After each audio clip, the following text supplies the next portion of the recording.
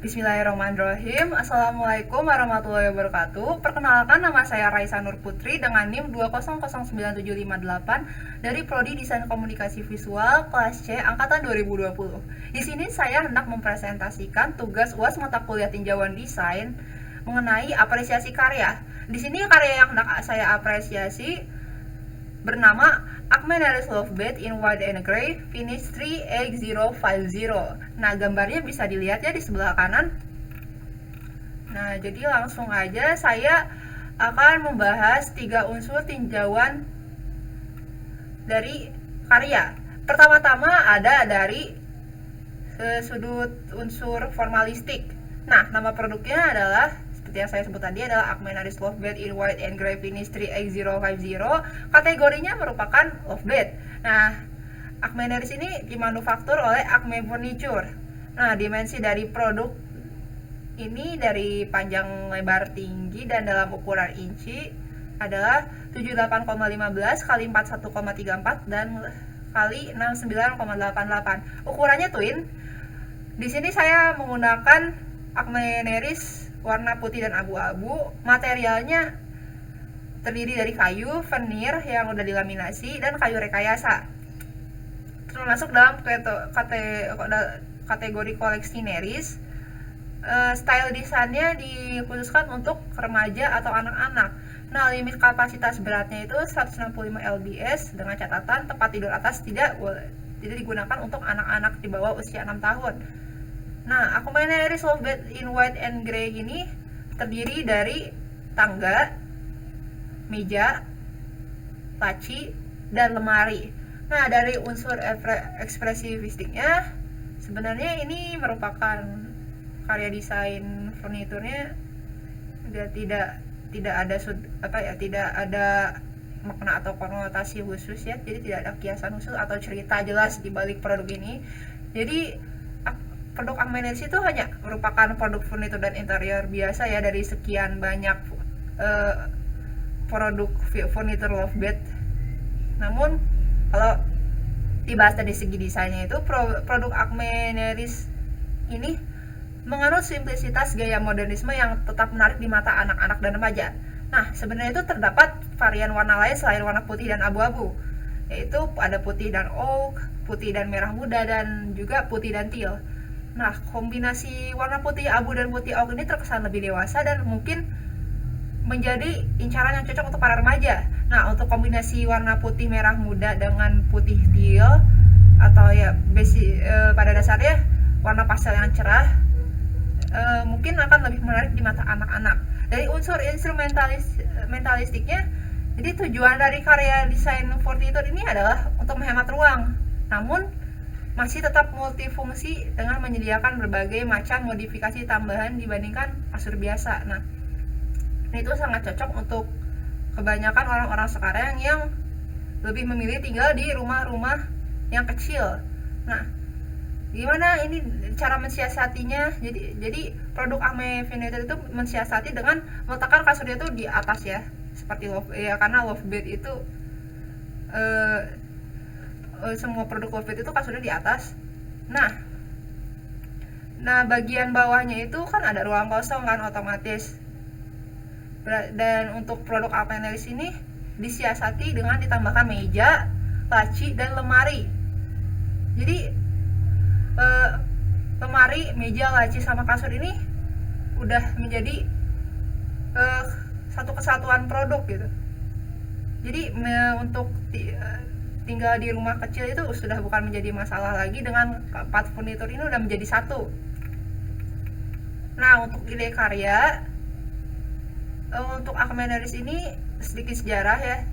Jadi sebenarnya ini terinspirasi dari kasur model bunk bed. Kan bunk bed itu ada 2 kasur kan, atas bawah. Kasur bawahnya dihilangkan, jadi terdapat ruang luas di bagian bawah ya, bawah kasur yang atas yang bisa dimanfaatkan.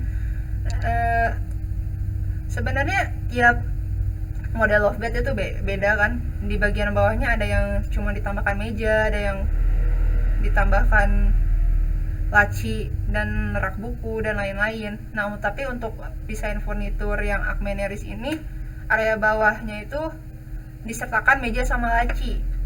dan di pinggirnya disertakan sama lemari. Nah, bahkan di bagian bawahnya itu masih ada area kosong yang bisa digunakan untuk menyimpan barang-barang lain. Nah, pesan yang disampaikan dari karya ini sebenarnya tidak ada pesan khusus ya di balik produk ini, tapi kalau dari segi desain, yang produk Akmenaris ini penganut simplisitas gaya modernisme yang tetap menarik di mata anak-anak dan remaja. Hubungan antara masalah dan solusi seperti yang sudah dibahas tadi, masalahnya adalah kebanyakan orang memilih tinggal di rumah kecil di mana di sana tuh ada keterbatasan pemanfaatan ruang. Nah, produk Akmenaris ini menawarkan solusi. Jadi untuk keterbatasan ruang tersebut dengan menyatukan 4 furnitur menjadi satu. Nah, opini saya mengenai tentang karya desain furnitur Akmenaris ini, jadi ya karya ini begitu multifungsional, dapat menghemat tempat, terus menggunakan bahan manufaktur berkualitas dan juga bergaya modernis. Akan tetapi sayang sekali produk ini itu sebenarnya produk Lovebed pada umumnya ya masih jarang digunakan di Indonesia. Ada kemungkinan para masyarakat di sini tuh tidak familiar dengan apa itu Lovebed. Lalu Lovebed juga sebenarnya tergolong mahal kan, karena bisa mencapai belasan juta sebenarnya. Untuk karya desain furnitur Akmenaris sendiri yang ini dijual di pasarannya itu dengan kisaran harga $1.300, atau bila kita konversi ke dalam rupiah itu menjadi sekitar 18.973.500. Namun ya menurut saya produk ini itu pantas untuk dihargai segitu karena ada harga, ada kualitas, ditambah ini udah 4 furnitur dalam satu produk. Jadi wajar kalau harganya mahal. Untuk rekomendasi karya dari saya sebenarnya tidak ada perbaikan apapun ya. Namun saya tuh ingin mengupgrade karya desain furnitur Akmenaris ini menjadi ya lebih. Nah, jadi ya jenis karya yang saya ini desain produk interior atau furnitur. Nah, hal apa yang mau di-upgrade oleh saya dari produk Akmenaris ini, yaitu membuat karya desain furnitur ini bisa lebih nyaman untuk para kaum rebahan dan orang-orang sakit. Jadi pesan yang ingin saya sampaikan itu, kita itu masih bisa tetap produktif walau sembari sakit atau rebahan. Nah, gimana tuh caranya? Untuk tone and manner-nya dari karya desain saya tuh, saya ingin desain yang terlihat profesional dan serius, namun juga nyaman dan terkesan rileks. Untuk ide visual saya, di bayangan saya itu jadi hampir mirip kayak Lovebed Akmenaris, tapi bedanya ini bukan Lovebed tapi tetap multifungsi.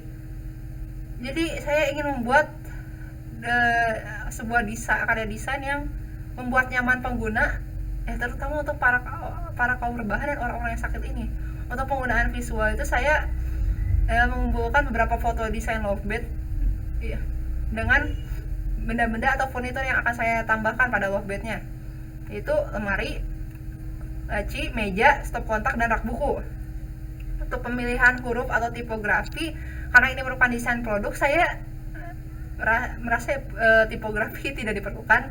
Tapi kalau misalnya saya ingin mengiklankan produk ini entah dalam bentuk format poster atau video, maka tipografi yang saya gunakan adalah font Ayar Juno. Nanti akan saya tunjukkan di moodboard ya fontnya. Untuk pemilihan warna yang akan saya gunakan adalah palet warna modernis, putih abu hitam, dan warna natural dari kayu oak serta kayu oak yang telah dilaminasi. Nah, untuk moodboardnya sendiri ini untuk karya produk yang saya ingin upgrade ya. Ini palet warnanya. Di sini ada beberapa desain Lovebed. Ada yang ini bahkan bukan Lovebed ya, cuman kasur biasa tapi di bawahnya ada laci. Terus ini ada kayu oak yang akan digunakan buat bahan Lovebednya ya. Ada ini kayu oak natural, ini kayu oak yang udah dilaminasi. Terus ada furnitur dan benda yang akan saya tambahkan itu ada fold down table, terus ada rak buku, terus ada terus terakhir ada stop kontak di sini. Nah, untuk prototipe produknya sendiri saya jadinya begini. Saya namakan desain yang saya buat itu sebagai lazy productive bed. Jadi kamu bisa produktif walaupun kamu sakit atau rebahan. Nah, ini untuk front view-nya. Ini kasurnya ukurannya kayak Akmenaris ya, twin. Di bawahnya ada laci, bisa dipakai buat nyimpan baju atau apapun. Di sini ada rak buku. Terus di bagian bawah untuk baris pertama rak bukunya, untuk row yang pertama itu digunakan buat stop kontak. Jadi kalau misalnya mau ngecas HP atau nyimpan lampu tidur bisa di sini. Terus di sini ada fold down table, dan terakhir di sini ada lemari di belakangnya. Nah, untuk back view-nya ini lemari belakang. Nah, ini row pertama dari ini rak buku, ada stop kontaknya. Terakhir ini kalau misalnya mejanya diturunin, fold down table ya.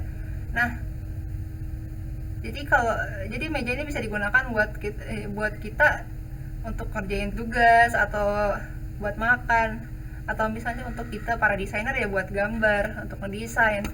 Ya kan enak gitu. Kayak kamu bisa kerja sambil males-malesan itu, sambil selimutan, sambil duduk setengah rebahan. Terus sambil kerja gitu, sambil tetap bisa produktif. Nah, untuk mejanya sendiri itu bisa dilipat ya kalau misalnya dirasa kepanjangan. Ya, jadi biar lebih pendek kalau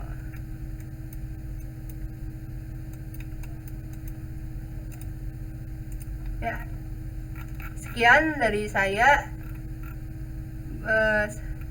Jika ada pertanyaan atau kritik saran bisa disampaikan di bagian komentar YouTube atau mungkin di komentar tugas Google Classroom. Sekian dari saya, mohon maaf bila ada salah ya. Wabillahi taufiq wal hidayah. Wassalamualaikum warahmatullahi wabarakatuh.